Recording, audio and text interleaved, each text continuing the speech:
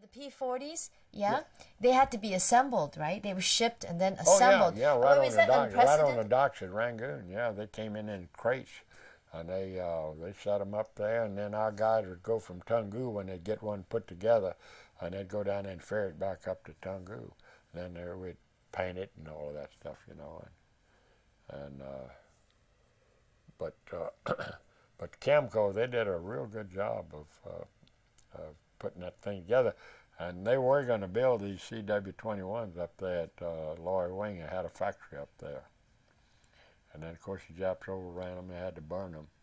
And we lost the three that Schilling had brought up there, and they crashed.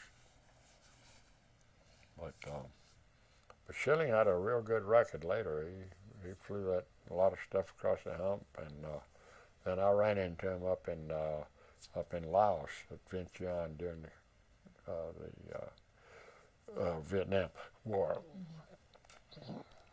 Did people think that you guys were, what's that term, living high on the hog? I mean, you know, in China, but that was far from the truth, wasn't it? Oh, it wasn't real high on the hog in that environment. I'll tell you what, we didn't have any whiskey and cigarettes. We did in Burma, but once we got into China, God, we had to redistill. I had a guy there that later on, he was a moonshiner from somewhere in Tennessee, and so we had to make battery water, you know. We had to have a still to do that. So he got the idea that maybe he'd redistill that wine, you know, which he did. But unfortunately, the still blew up, and I had to write up a report on it. And I told him, look, the guy's trying to make some battery water, and I don't know what happened. Did the RAF, what was their initial reaction to you guys arriving in Rangoon? And then did they respect you finally after the raid on Rangoon? And after Yeah, they had, yeah, oh yeah, I got some old papers here that, I don't know, I think I put them in to wrap something up here. But I've got a lot of Rangoon gazettes that tell what happened at that particular time, you know, from editorial standpoint and everything. And one of these days, I guess I'm going to try to put all that stuff together. I got stuff. I mean, did the RAF kind of say, well, what the hell are these Yanks doing in our territory, Yeah. you know? Yeah, and the British, you see, they made one big mistake. It could have probably maybe changed the course in Burma. That they held the Chinese up there. They didn't want them to come into Burma because they're afraid they'd never get them out of there. And so they waited too late when they really needed them down there. But if they'd let them come on in there early, I think the Japanese would have had a very hard time taking Burma. But I don't know.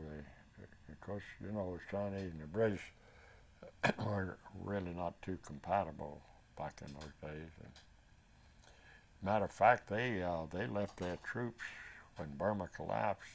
And we brought a lot of those Brits out with us. I mean, the officers abandoned them.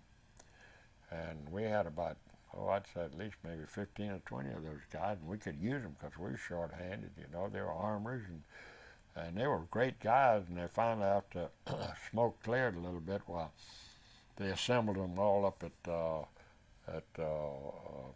Chungking and flew them back to India. They sure hated to leave.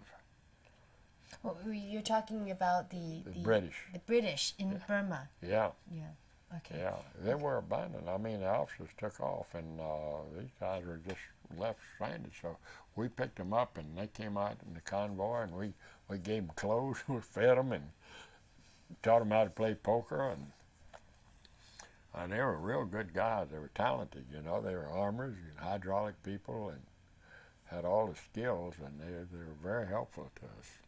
When Bissell came on the scene, and it was known that he was actually going to be in charge, and not Chenault, how did he take it? Well, we didn't know that he was going to be in charge, but he came over to recruit us before we broke up, and but I don't think but he was senior to Chenault, and Stilwell made sure that happened.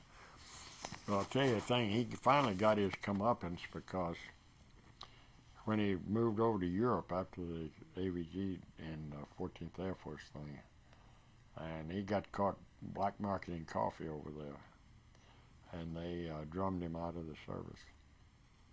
I was up visiting Ed Rexon. I looked over, I said, that's Clayton Bissell over there. What's he doing here? He said, well, they cut him on the ice over here. So they waited 18 months to let the statutes run out on him and then just let him go out. You know, it wasn't any big fanfare or anything. You know, CHENNAULT wasn't invited on the USS Missouri for the Japanese surrender. What happened? Well, I can tell you what happened. They didn't. You see, the guy still didn't like CHENNAULT. Stillwell didn't like him, and Stillwell had a close connection with Marshall. I think they have some kin relationship some way. Well, naturally, you're going to listen to your friend. You know, Marshall was getting all his information from Stillwell, but it wasn't balanced at all. And so they set up a kind of a command that they didn't need. They would give a 3-star slot to Stratemeyer. General Stratemeyer came over, and he'd never been shot. Nice guy, but he'd never been shot at, never did anything as far as combat.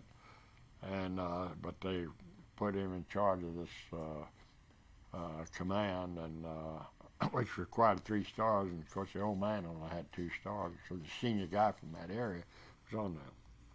I've always held out against Stratemeyer because I would have hung up my suit before I'd have cheated CHENNAULT out of that deal. But they did it on purpose, and so he loaded up everything and came on back to the station. That's when I went down to meet him. Casey Vincent came over from Gunner Air Force Base, and we had the 251s, and they laid on that big ticker tape parade, and we took those 51s and just smoked that Canal Street out. And there was a guy named Maestri that was mayor at that time, and he was a real thug. I mean, he couldn't even speak good English, but Louisiana people are kind of funny people anyway. And but he turned the city over to us, gave us keys to the city. And Governor Noe, who also was a close friend of CHENNAULT, was down there. Yeah.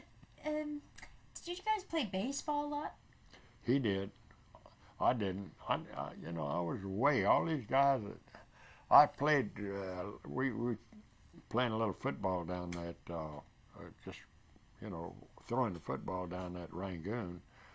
You've probably seen pictures of that, but but I never had time to play baseball. What's your fondest memory of when you were in the AVG? What was one thing that really stood out for you?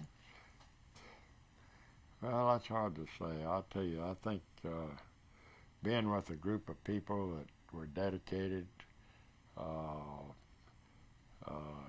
the fondest memories I have, and of the Chinese people that we met were the greatest. You just can't believe how the Chinese supported us during those days. And so those are my real memories, and as a result, you know, I've kept up with a lot of my Chinese friends, and I met some of the guys off the mainland that come here to San Antonio, and then they invite me down there, you know, and we talk about it. And a lot of the guys that were with us that are still back there on the mainland, and I think Dick Rossi and those guys. I couldn't go back. I could have gone back early before Nixon went over there. Shing Lun's number 3 son, a guy named Van Lun. And Van had a restaurant there in Washington. And anytime I go to Washington, boy, I mean, he just really laid it on. But he asked me one time if I wanted to go. And over there, and at that particular time frame, I was so heavily involved with the nationalists. We had a lot of stuff going, you know, that could have probably changed the course of history. But, you know, we were putting a lot of people on the mainland. The infrastructure was there, but we needed to make the move, you know, and we didn't make the call when we peaked up and were ready. Well, they didn't make the call. Because the Chinese people, you know, they never lose the bubble. The Chinese people know where they're going. And it always tickled me when these guys go and spend 3 weeks and come back and write about what the Chinese people are thinking about, you know. I've known them all my life, you know, and I still don't know them. You know, you never know. But the one thing I do know about them, they always know where they're going. They may have to go this way or that way, and it may take 100 years, it might take 1,000 years, but they don't lose that bubble, and they know where they're going. And the other thing about the Chinese, too, that I have observed, that they're able to differentiate between politics and people who help them. They're always, guys are very grateful, even today, you know. In mainland China, they've built monuments and stuff, you know, with their names on them and everything, and because they know in time of need that we were very valuable to them and helped them a lot, and they never forget that. It has nothing to do with the politics. They know how to separate that, and I think that's really smart. And I'll tell you that the premier came over here recently. He was right on when he said that when they were interviewing him and said we had no business being over there in Kosovo and Bosnia. Boy, he's right on, you know. He said that's an internal affair. You got no business being over there. Same thing with our activists that go over there, you know, on the mainland China. This is wrong. I mean, whatever they do, that's their business. It's bad, it's sad, and the press, you know, they go through all this stuff and keep showing all this thing, but people have been doing things like that for years and years and years. They have these conflicts. And,